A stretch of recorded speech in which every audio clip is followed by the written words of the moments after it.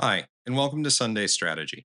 I'm Dubose, and this is a discussion of everything included in my weekly newsletter. If you'd like to subscribe, look for it on Substack or LinkedIn.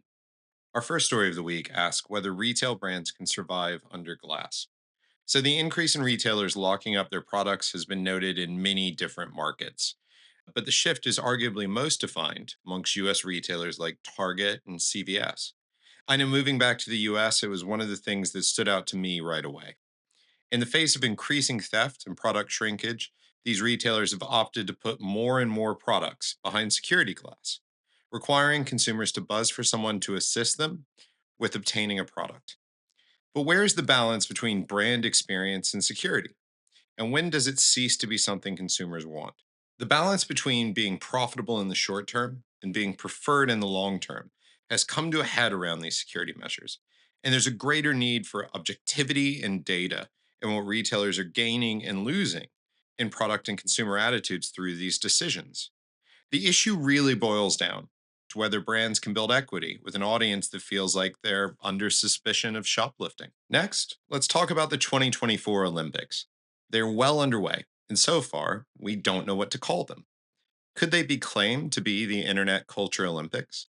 We're well beyond the first social media Olympics, which were arguably either the Vancouver 2010 or London 2012 Games.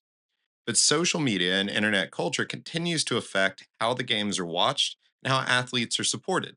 A great example of this is US women's rugby player and bronze medal winner, Alona Mar, who has become an internet sensation, highlighting body positivity and sparking discussions about confidence, as well as recruiting Jason Kelsey to support the team, and really bringing the internet further into her games. But internet culture is also influencing and memifying the Olympics faster and in new ways. Silver medal winning Italian gymnast, Giorgia Via, sponsorship with Parmigiano Reggiano has blown up in social media due to its amazing promotional photos combining gymnastics and cheese wheels, two things I never thought would so easily come together. Shooting has spawned a new hero and thousands of comparison memes as well.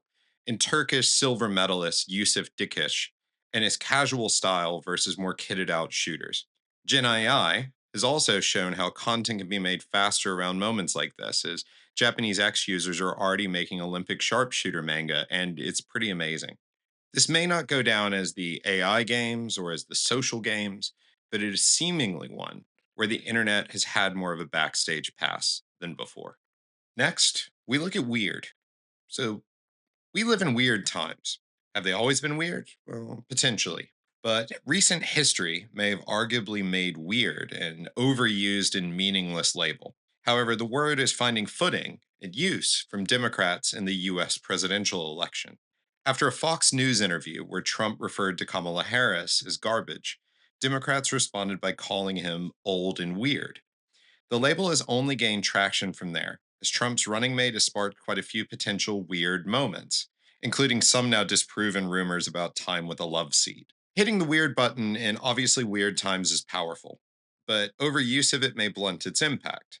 It's something we've seen with conversations about the death of democracy. Despite the gravity of the American election's outcome, you can only hear so many times the grave warning about what we're facing before it blunts the urgency amongst those that are less engaged. So, what do we do with weird? Can weird evolve into a wider campaign insight for Democrats? Or is it a moment alongside Kamala is brat, destined to give way to another line of attack? Next, let's talk about AI friendship. Technology brands believe AI will be commonplace in the future as friends, but they're still figuring out what that looks like today. This week, Meta simultaneously scrapped its initiative to make celebrity doppelganger chatbots with AI, due potentially to the lack of engagement, and also launched AI Studio, allowing users to create their own AI avatars that answer questions, provide information, or even mirror interacting with the creator. The pivot from syndicating celebrity interaction to creator and user interaction seems to imply a continuing search for a product market fit when it comes to AI friends.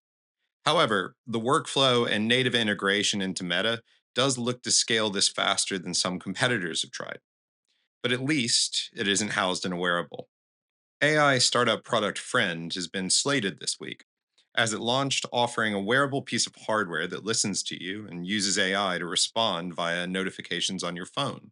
Perhaps calling yourself a friend might not be the easiest way to become one. In our final story this week, we ask, can a church exist solely on the internet? So while religious services through social media live streams seem like an obvious evolution of the televangelism and radio services that came before them, their growth in countries like Kenya have one significant difference. They don't combine with a physical church. Existing only online, virtual preachers like the one covered in the article in our notes raise an interesting question about religion, spirituality, and what that looks like in the modern age. With church attendance declining and more people considering themselves spiritual over associating with a specific religious community, can live stream content bring believers together without physically joining them? Well, the ability of TikTok, Reddit, and other places to form virtual communities and the strong interest groups that come out of it seem to indicate that it can. Next, let's look at 5 ads you may have missed in the last week. The first ad we look at this week is from KFC Canada, and it's called Bolo Time. So, to drive awareness of their extended summer hours, which vary by location, KFC Canada leveraged a classic brand asset in the form of the Colonel's famous bolo tie and have turned it into a visual clock mechanism to tell time. It's a straightforward idea executed in posters and other visual media, but it has an understanding of what stands out about the brand at its heart. And apparently, there are rumors of actual clocks mirroring the art direction that have been broached as well. Now, I'm a stickler for brand assets being used in new ways, and so it seems is KFC. Next, we look at an unexpected Olympic ad from the Czech NGO People in Need. With attention on an Olympic Games that consistently attempts to be apolitical, NGOs and charities struggle with the opportunity to find a platform to talk about the issues and challenges faced in competitors' home countries effectively. People in Need's campaign, The Deadly Games, aims to show the bloodier competitions and actions being taken in countries around the world. In images contrasting pallbearers with copy referencing weightlifting, or refugees with canoe slalom, and riot police with wrestling, these ads within the campaign balance brutal reality with capturing consumer engagement. Now, social cause advertising always has to strike a balance between being brutal enough to show the cause is urgent, but still engage. And this strikes that well thanks to the Olympic turn. In another Olympic ad, Australian insurance brand AAMI has taken a different approach to talking about young athletes. While Apple's 2036 Hopefuls campaign has more of a stoic and inspirational tone, AAMI shares a similarity to work like John Lewis Home Insurance's Tiny Dancer ad, playfully showing the mayhem child athletes can wreak while they hone their craft. From broken windows to smashed cars, the ad wonderfully demonstrates need without being traditional insurance. Finally, we move on to contrasting toilet paper ads. Selling toilet paper is a messy business, mostly because people tend to not care outside of right at the aisle or when they run out.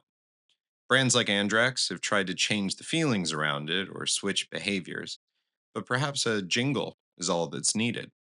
US toilet roll brand Quilted Northern has modified Starship's We Built This City into We Quilt This City to make anyone over 35 laugh and anyone under wonder if this is something they've missed on TikTok. They commit to the bit, which is apparently the first rule of comedy. So, will a jingle get more bums in seats, if you will? Or is it better to appeal to selfishness? Cushelle has skipped music to sell more roles with self care in their Lou Time is You Time campaign. The selfishly soft paper champions the loo as a place of escape and relaxation, which their product seamlessly complements. The koala spokesperson that shows up in the loo to speak to you doesn't come across as creepy as it could, at least until the end.